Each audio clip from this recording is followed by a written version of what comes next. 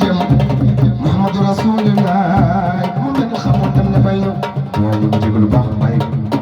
di siyaar sunu sang bi Baye Modou Fall di ñaan yàlla sunu borom yàggal taxawaayam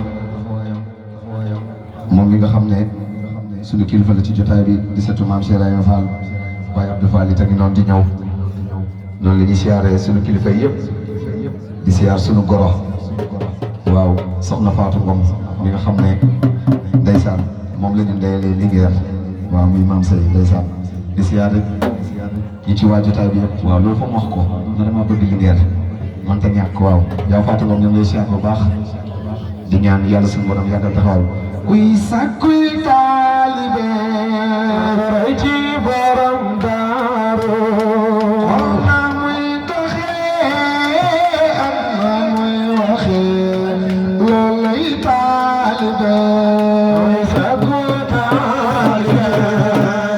ci borom daaru